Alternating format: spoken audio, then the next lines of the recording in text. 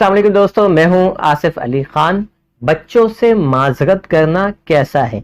अक्सर वालिदैन इस हवाले से कंफ्यूज नज़र आते हैं कि बच्चों से माजरत करनी चाहिए या नहीं करनी चाहिए। मतलब उनकी अना बीच में आती है कि पता नहीं वालिदैन हम बड़े हो के बच्चों से माफ़ी मांगेंगे, कहीं ऐसा तो नहीं कि बच्चे और बिगड़ जाएंगे और कल को हमें और मज़ीद झुकाएंगे और हमसे जो है वो मज़ीद माफ़ियाँ मंगवाएंगे सारी ज़िंदगी। तो क्या ये करना चाहिए या नहीं करना चाहिए? एक तो ये है। दूसरा, कुछ लोग कंफ्यूज नहीं होते बल्कि क्या करते हैं, मारते हैं, पीटते हैं, गलती करते हैं और उसके बाद जब उन्हें एहसास होता है कि हमसे कुछ गलती हुई है तो वो ये सोचते हैं यार माफ़ी मांगना तो सही नहीं रहेगा, चलो एक काम करते हैं, कुछ और तरीके से कंपनसेट करते हैं, कोई गिफ्ट दिला देते हैं, बच्चों को खुश कर देते हैं। अच्छा, सुबह बच्चे की पिटाई हुई, शाम में बाबा ने गिफ्ट दे दिया और बाबा समझ गए कि मामला हल हो गया, बच्चा मुझसे खुश हो गया। जनाब, दोनों सूरतों में आप गलत हैं।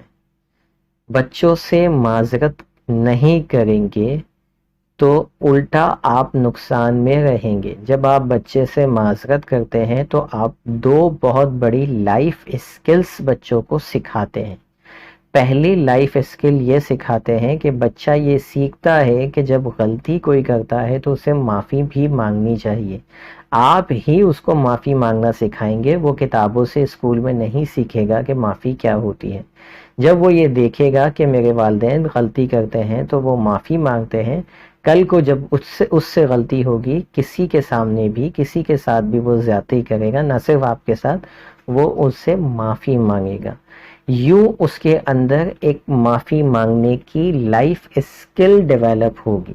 दूसरी चीज़ जो उसके अंदर डेवलप होगी वो ये कि वो ये देखेगा कि जब गलती वालिदैन ने की तो वालिदैन ने माफ़ी इसलिए मांगी कि वालिदैन ने अपनी जिम्मेदारी ली। जो भी हुआ उसके लिए वालिदैन ने जिम्मेदारी ली, उसके लिए किसी पे दाल नहीं दिया कि जी उसकी वजह से हुआ था, फला की वजह से हुआ था, वो तो मुझे आपकी वजह से गुस्सा आ गया था। नहीं, बच्चों अच्छा मारते भी हैं और फिर बच्चों पे ही जिम्मेदारी डालते हैं, मैंने इसलिए मारा था क्योंकि आपने ये काम किया था। अच्छा, बच्चे ने देख लिया कि एक तो पिटा भी मैं ही हूँ, ऊपर से जिम्मेदारी भी मुझ पर ही है, तो फिर वो जिंदगी में कभी जिम्मेदारी लेगा? वो भी किसी को भी नुकसान पहुंचाएगा, उल्टा नुकसान और जो है वो इल्जाम भी उसी को दे देगा। तो बच्चा दूसरी लाइफ स्किल जो सीखता है वो ये सीखता है कि जिम्मेदार, मेरे वालिदैन जिम्मेदार हैं, जिम्मेदारी लेते हैं, इसलिए हमें भी जिंदगी में आगे जिम्मेदारी लेनी होगी। ये बच्चा लाशऊरी तौर पर सीख रहा होता है, कोई बताया नहीं जाता उसको।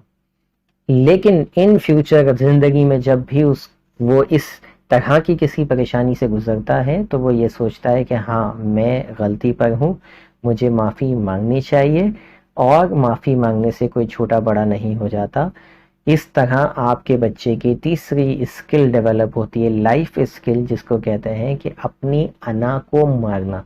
ये बड़े बड़े लोगों के अंदर नहीं होती। बड़े बड़े, मैं तो ये यहाँ कहूँगा कि असातिज़ा और हमारे क्या कहें कि बहुत बड़े बड़े कदावर शख्सियात भी अना के आगे फेल नजर आते हैं। जब वो अब उनकी अना पे आती है ना तो उनके सारे लेक्चर्स निकल जाते हैं उनके जहनों से और वो सब भूल जाते हैं।